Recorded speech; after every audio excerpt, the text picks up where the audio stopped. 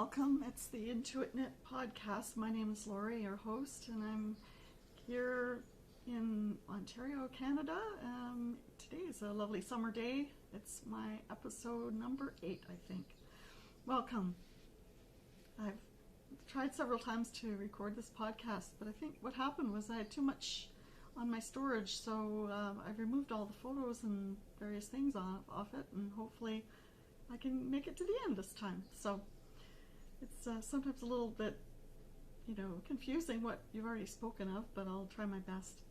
Welcome back to anybody who's been with me before, and welcome to any new viewers that are coming for the first time. It's a podcast about knitting, spinning, and anything else that I'm working on. So I hope you find something enjoyable. So today I'm going to show you a few finished objects and then works in progress, and yeah. So today I've finished this, I brought to you this Nevy Latouche shawl that I've finished. This is by Heidi Allender. And as you can remember, last time I was wondering if I have enough yarn to complete it, and lo and behold, I was right, I didn't. So instead what I did was I used some fingering weight yarn that was a purple color, and actually didn't look bad, I think. I think it worked out well to just be at the last lace pattern for the shawl. So yeah, it's this was, I think, a Socks That Rock skein that I'd used from my deep stash. I believe I'd gotten it at Rhinebeck at one point and hadn't used it. So either that or my daughter had given it to me, I think. Can't remember. But yeah, so the way that you could wear this might be such that the dark purple shows up in sort of an accent color, I guess, call it. So yeah, it worked out well. It's very soft. I love the way it blocked out, and shows off the lace pattern a little better too. I might want to wear this under or over a white top, because otherwise the lace pattern may not show up very well. But that was a fun knit, and if anyone's looking for a lace pattern that isn't too complex, that would be it. I had lost my knitting mojo for lace a little while back and then got back to it, so I was really thrilled to have completed that, and yeah, so I'm really happy about that. So the next project that I had on the go was from a book that I'd gotten at the library. It was called The Knitting 24/7, and it was by Veronica Avery. So on the cover of that book, if you Googled it, you'd see that there's a beautiful pair of lace socks on the cover of a lime green yarn, and yeah, I really liked them, so I thought, oh, maybe I'll try those. I'm getting kind of cocky now that I've completed that lace shawl, so I thought I'll branch out and to do something else. So these are called lacy cable socks, and I'm knitting them on just some bamboo 2.25 millimeter needles, and I've got the first sock kind of on the way. I've only modified this pattern in that I decided to do a rib stitch for maybe 3/4 of an inch at the top, instead of just beginning with a knit stitch, like a stockinette stitch, I think was how the pattern went. Just because I think it would grip my foot better, and I'd probably have a better feel for it wearing it. So, and then I modified it too in that I've made a garter stitch heel flap. So yeah, this kind of turns out nice and cushy, so it should be okay. And then getting into my gusset decreases already, and then now I'm just hidden to the toe. I might do like a white stripe before I start my toe decreases. I don't know, but we'll see how that goes. The yarn is a Norwegian yarn, and I really love the color of it. It's really soft. It's a 80-20 blend of wool and nylon. But I really like the color. I kind of fell in love with it. When it's skeined up, it does feel, well, it feels as soft as Regia yarn, I think, but I wouldn't say that the sock is turning out very, very soft, but maybe once it's washed it might soften up a little bit, so it might work out in the long run. So in the actual pattern, there's a lace section that goes right down to the toe, and I just decided I would, you know, not tempt fate by by continuing on, and so I just stopped at the heel flap. But yeah, I think I like the way it's working out, and it's nice to have a stash of socks for the winter, for the Christmas, and that might be one of the pairs that I gift or give to somebody else. And the other pair of socks that I'm working on is a little neutral pair of socks. It's just a very short sock, just a vanilla sock from the top down, and it's a 1x1 rib at the top and the heel flap. And the funny thing about this sock was that I got down to the end of the heel flap and I decided it's time to pick up my gusset stitches. So I neglected to turn the heel until I figured out, oh yeah, this is going a little too fast. I'm a little rushed and I'm not thinking things through. So then I had to go back and take out all the picked up stitches and then do my heel turn. But it's working out okay. These are from my daughter. She's quite involved with garment construction, and she's a costume sewer. It's funny because she actually likes very neutral colors, so I'm subscribing to her aesthetic right now and just knitting these up for her. I thought she might be able to wear these in the summer because they're short when she's riding her bike or something. So these are just knit up in Regia yarn, very neutral color for the main body of the sock, and then this very tweedy kind of color for the toe, heel, and cuff, and that's in the Katia Ole colorway, tweed colorway.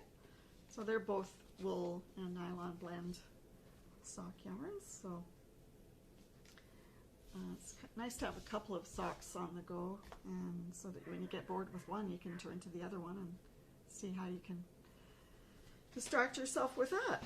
The other thing that I've been working on is a gift that was given to me by Deb's Destiny. She's created a pattern called the Fireplace Embers shawl, and it's a paid-for pattern on Ravelry that she's giving to watchers of this podcast at a 30% discount.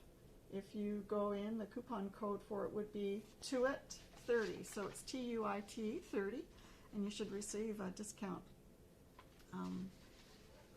for that pattern. So there's also, I think, a knit along going on, and sorry about the late notice because I think this started some time ago, but because I hadn't podcasted in a while, I wasn't able to show it to you. So what I'm doing is I'm making my Fireplace Embers shawl out of merino wool. It's a Mirasol Peruvian wool called Sharapa, and that's the little tag that comes along with it. So it's 100% wool, and the colors I've chosen are a little bit like what Deb had done for her version. I think she chose something really hot in warm in the color, which totally suits the name of the pattern, doesn't it? Fireplace Embers. So yeah, so that's the yarn that I've chosen to do it on, and I haven't made as much headway as I told Deb.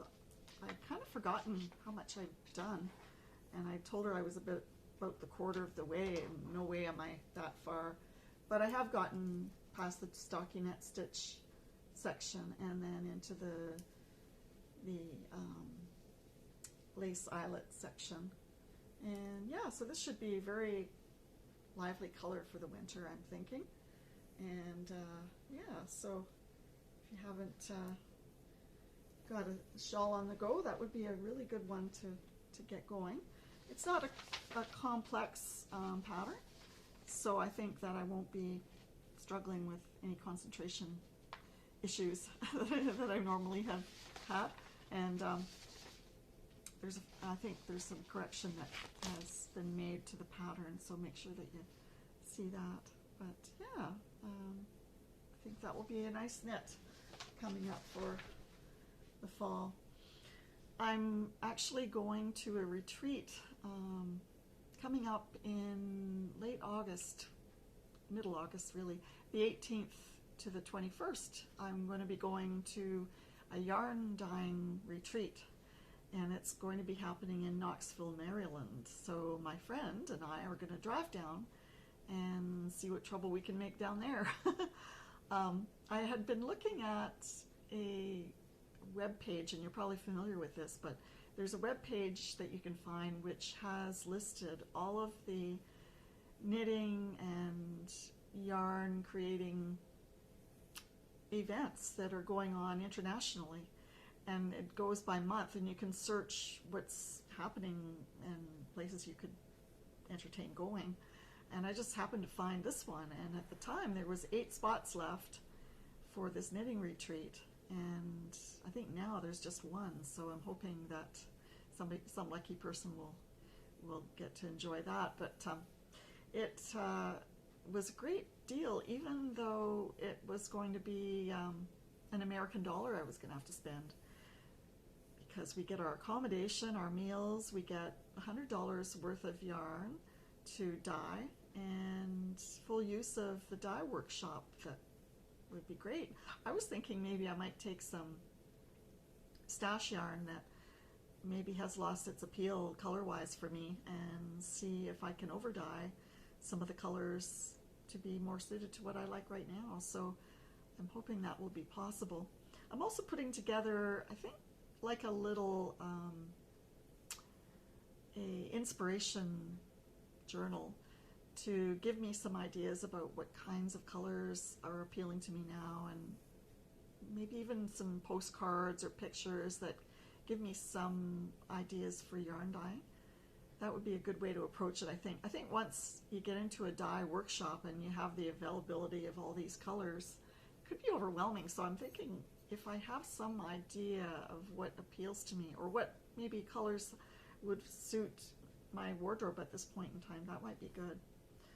So I'm even looking at everyday objects, and I was thinking the other day, just looking at this mug, you know, this is such a beautiful color where you have the warm color mixed with the cool of the blue. And yeah, so I'm just looking at things in a whole new way. Since I haven't been painting very much lately, I don't have the opportunities to explore with color as much, but in that way. So I'm trying to figure out how I might direct myself when I'm at the knitting retreat, or the yarn dyeing retreat. Today I'm drinking Celestial Seasonings Bengal Spice, and I'm quite enjoying it, even though it is hot out there and it is a cinnamon tea, so has a bit of a bite to it. I'm still enjoying it anyway. So the other thing that I've been doing is I've been working on my sweater that's created out of Handspun. And if you've been at this podcast before, you're probably going to get tired of me mentioning this, but I'm making my way to join my sleeves at some point soon to the body. This is the body of the sweater, which has like a steek in the middle, and made out of Handspun merino blends of wool. The thing I like about this sweater yarn, Handspun, is that it's got shots of blue every so often throughout it, and in the rib section I had some warmer colors that I'd use, so it kind of has a progression of warm colors to a bit of the blue mixed in with the yellow, with the green. And so I'm working my way up with the sleeves now, and gotten a little farther on one than the other, but making my way up. And yeah, so I've got 2 sleeves almost to the underarm. If I think positively, I think it's almost to the underarm anyway. And so this sweater is going to be, you know, rather haphazard in its coloring, but I think it's going to be really nice when it's done. I was thinking of putting a zipper in it, not sure why I've thought of it, but maybe just to save the whole idea of picking up stitches for the button bands. And I think it feels more like a coat because it's quite a thick fabric that it's knitting up to, and a zipper kind of makes me think that it's more jacket-like than an actual sweater that I wear. So not sure about how to insert a zipper into hand knits, but I'm sure that there's probably videos out there that I could watch about how to do that. I might even think of putting it in by hand, like hand sewing the zipper in, so that it doesn't have too much stretch. If you tried sewing it in with a machine stitch, I don't think it would work out very well because of the pressure that has to happen under the presser foot of the sewing machine. So yeah, I might end up sewing that zipper in by hand. And I don't think there'd probably be a lot of wear and tear on it anyway, so it might work out very well. The other thing that I wanted to show you, because I have this mission in mind, and that is that I wanted to use a lot of handspun that I've already created. Many of you probably are in the same boat as me, where your love of spinning gets out of hand so that you haven't knit up things that you've joyfully spun and they're just sitting around taking up space. Unless you sell them on Etsy or something, it's always a mission of mine to try to find patterns that would lend themselves to using some of this hand spun. So I had spun up some of this and caked up some of this blue purple blend of yarn that I'd done some time ago. And they do relate. There's a little more purple in some of the skeins than others, but I'm actually quite fond of that whole colorway of purple blended with the blue. So thought that I might make this sweater pattern, which is a Barocco vest pattern, and it's got quite a scoop neck to it, so I'm sure that I will have enough of the yarn, and has a bit of a texture also to the stitch patterns, and with the small little buttons down the front, that might work out well. So yeah, I just thought I would try to do that, and I've got some headway on it, and you can see that the purple is kind of at the top, which I don't mind, and the more bluish blend of colors is at the bottom. And so that's the back of the vest, and I've just now got these arm bands, I guess, or shoulder bands onto two needle holders, and we'll see what kind of length those shoulder straps have to fit me well. So I've just decided to keep my options open. So that's the back. It has a bit of stretch to it because the stitch pattern is such that it has a bit of give, so that's great. But I do quite like the colors, because I'm kind of a blue person in many ways, and the purple kind of appeals to me too. And yeah, so that's the back of it. And then there's going to be two fronts to do, so I'll be trying to use some of my hand spun to complete that vest. The great thing is, if it doesn't work out, you can just frog it and try to use something else for it. So that's one thing that I've done. I wanted to tell you too that I had seen a really interesting movie, an independent movie, about two Icelandic farmers that were rearing sheep, a heritage sheep of quite a rare variety in Iceland, and they the story of the film was that they had the sheep had gotten, is it called scabies? I don't know. I'm not a sheep diseased person, but they had to call their herd, and it was a story about these two brothers and their relationship and how they were trying to deal with the fact that their whole herd was going to be having to be destroyed. So it was an independent film, and it was really quite a good film because it gave some insight into what the people live like in Iceland, and in particular in that farming culture. But it was a really interesting outcome for the movie. So I had recommended it to a few people, and I think they would be quite surprised with the ending of that. So if you get to see this on YouTube, I don't know if it would ever be there, but it's an independent film called Rams. And you might like it if you're interested in Iceland and you're interested in sheep breeds. And it's just a really interesting ending. And so if you get a chance to see that film, I would recommend it. So I think to wrap up, I'll just mention that I have a painting behind me here, and this was during the days when I was going up to northern BC and spent a beautiful summer there.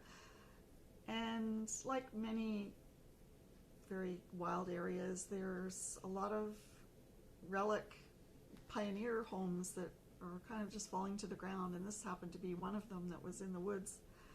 And I chose to take a photograph of it and create a painting around it. So yeah, this is just a little painting, but it gives me the feeling for being out in the sun and some of those days that I spent up north in northern BC.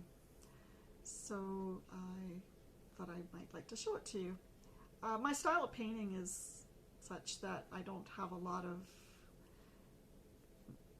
I guess, attention to the details, and tend to paint with blocks of color, much like you'd manage pastel if you were using quite a broad stroke. So it's kind of a painterly, almost like drawing that I do with paint, or had done. So this painting is an illustration of that kind of technique.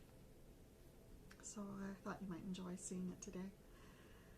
Yeah, so this is a fairly short podcast. I've been so busy just looking after my home and trying to keep the grass in a respectable length, that I haven't had a lot of time to put into podcasting or to yarn making, crafting, and that sort of thing. So I apologize if it's a short podcast, but that's kind of just where it's at.